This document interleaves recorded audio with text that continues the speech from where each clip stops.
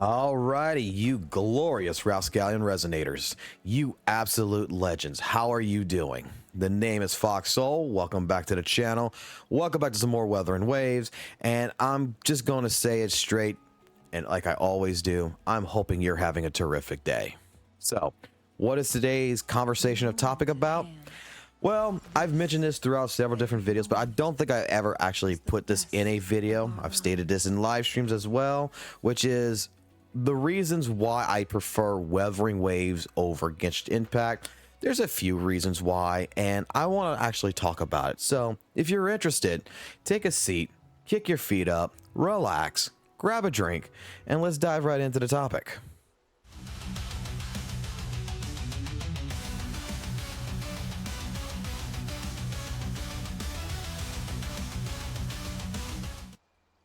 Oh boy, Genshin Impact. It's not like I've never played Genshin Impact, and I'm going to put it like this. I haven't played it really that recently to really probably give a true comparison.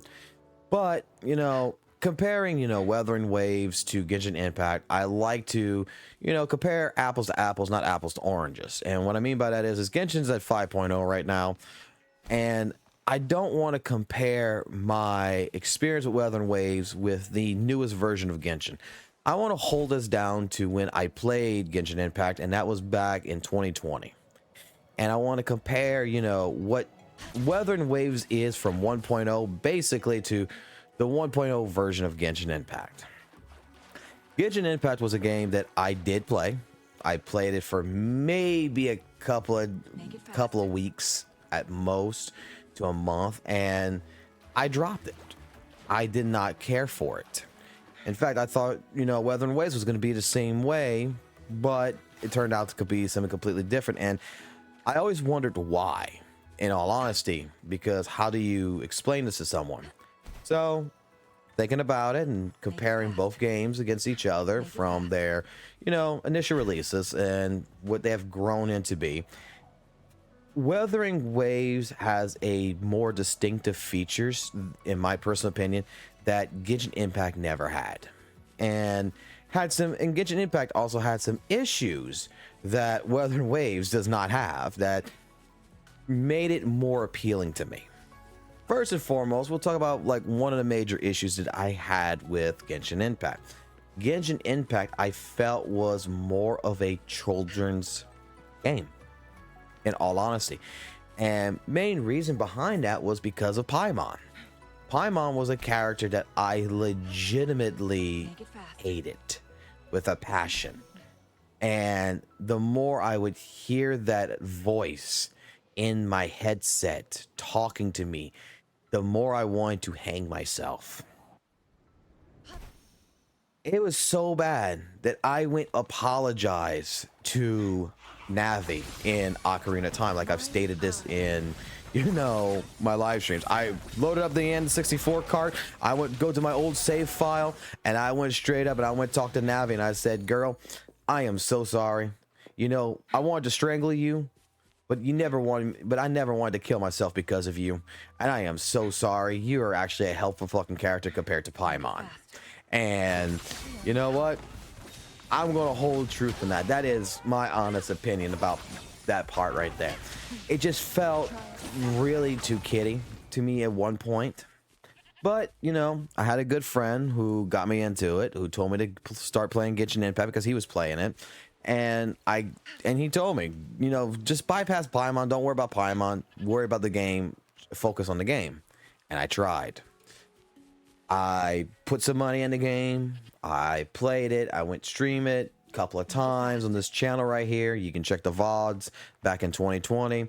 And in some cases, I did enjoy it.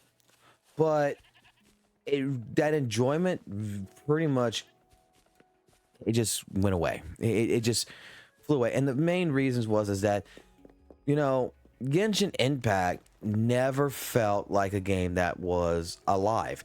It always felt to me in the beginning that this is just a bootleg version of Breath of the Wild. If I want to play a game like this, I'll play Breath of the Wild. And guess what?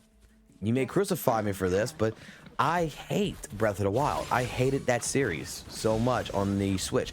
I bought a Switch and everything because I was so excited for Breath of the Wild, to be disappointed because I felt like, you know, Legend of Zelda was Ocarina of Time. I think the GOAT on that one is going to always be Ocarina of Time or Majora's Mask, that type of series.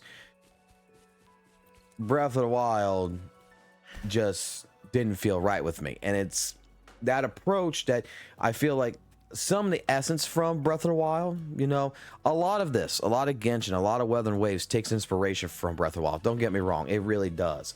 However, Breath of the Wild versus Genshin, Breath of the Wild's world felt still alive. It still felt, you know, good to a certain degree.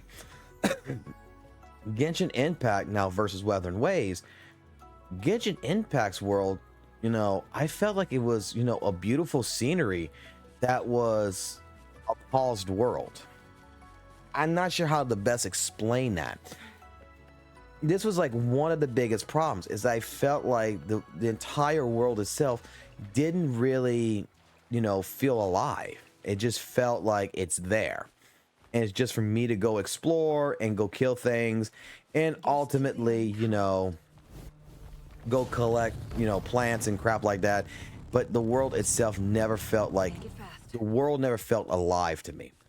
Here in, you know, WuthringWaves, the world to me feels practically alive. You will see, you know, for example, I'm gonna go try to go find it real quick, but you're gonna see like the discords talk to each other. You're gonna see the discords fight each other, like this right here. We got a fish fight, we got a gang fight going on. The world itself is doing its own thing, not just, you know, me coming in and forcing an interaction. The world itself is having its own interaction. And that is one key component that I'm not sure if Genshin now does that, but back in the day, it just didn't have that feeling to me. It didn't make, the world didn't feel alive. You didn't see, you know, monkeys decking it out because of territorial pride.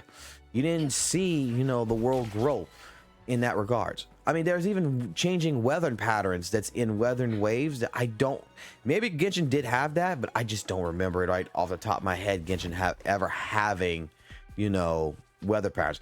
I remember seeing birds, I remember seeing, you know, other different type of animals, but I never saw, you know, NPCs fighting NPCs and then me just coming into the middle of it. I never saw a world that felt truly like it's its own thing. And I am the explorer. Heed my command. Another quick one, I guess you could say, with, you know, Genshin Impact is that I always felt that the game was, and this is going to probably sound wrong, but hopefully you'll understand my point on this one, is that the gameplay mechanics itself felt stiff. It felt slow and stiff. Like climbing a wall felt slow as hell to me. You know, like climbing that damn wall.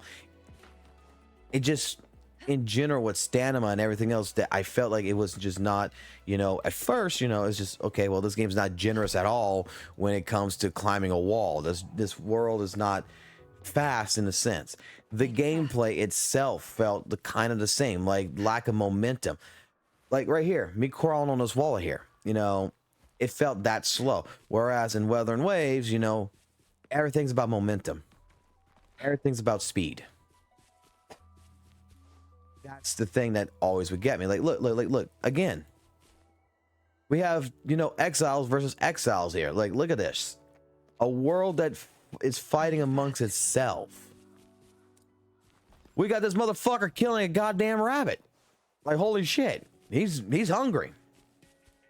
These are the things that legitimately showcase to me, you know, that there is more to this game than... I know I got distracted. My ADHD kicked in, but those are the things that showcases to me that the world feels more alive, and I'm just in it. But going back into the topic of like controls and momentum and everything, yeah, Genshin Impact did not feel, you know, when playing against bosses, when playing against, you know, NPCs and everything else, it's like it felt too simplistic. It felt like this is just your typical hack and slash but slow, you know. And I'm a person that was, you know, I'm okay with that to a certain degree, but you know, I come from games like Metal Gear Rising. If you're gonna talk to me about hack and slash type games, man, like even Legend of Zelda felt faster. You know, Breath of the Wild felt faster to me than that of because it had momentum. It felt like the momentum was there compared to Genshin Impact. It just felt stiff, in all honesty. Characters were not really that appealing. Like I said, it felt like this game was made for people who are, you know, at the ages of like 10 to 13.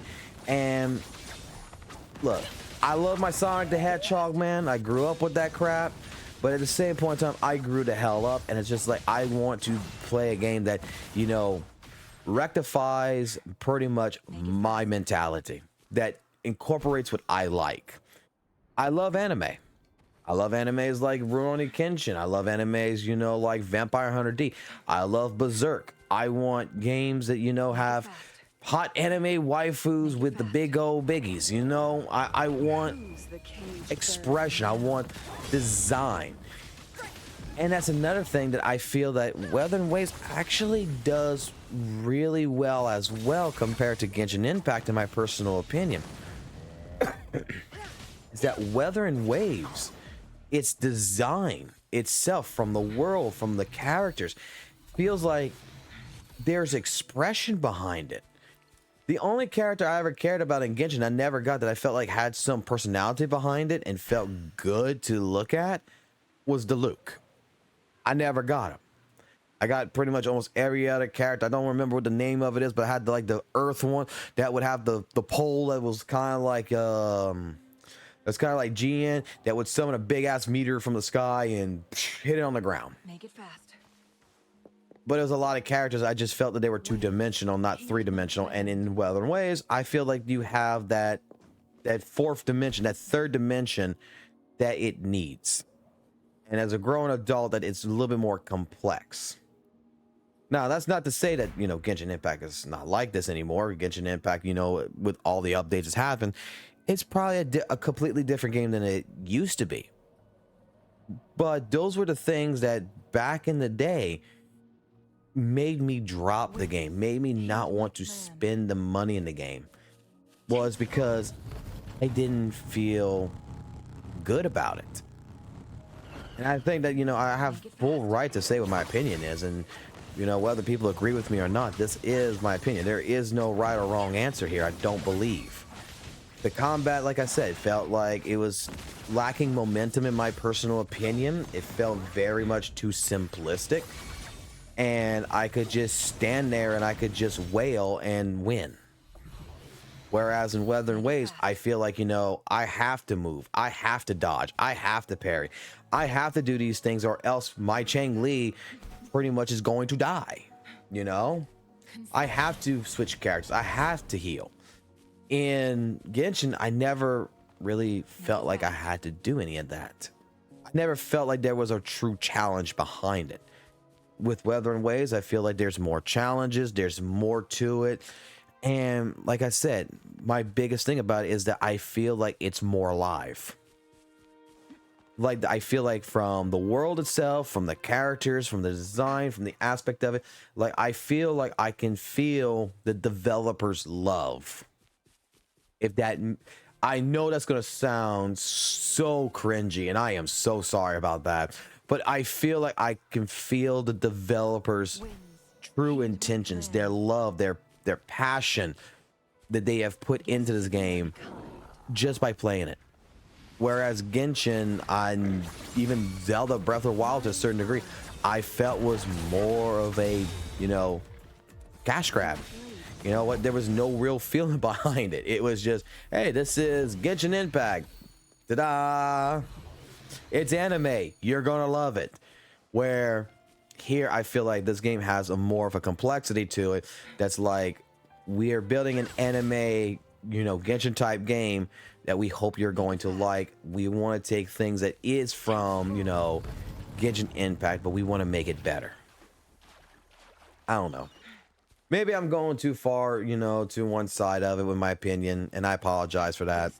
But I just, like I said, I'm not sure if anyone else has these types of feelings, especially when you're going to compare, you know, WuthringWaves to Genshin Impact, because I'm not going to compare WuthringWaves to ZZZ. I'll make a video on that like later on if you guys want, like the reason why I don't play ZZ, because I have tried it multiple times, and there's one big reason why I don't play it, and I can make a video about it. But I'm not sure if y'all would be interested in that. So that's where we're going to stop at it right here. Make it fast. And I'm going to leave the comment section open to you guys, and I'm going to let y'all go ahead and, you know, discuss it with me.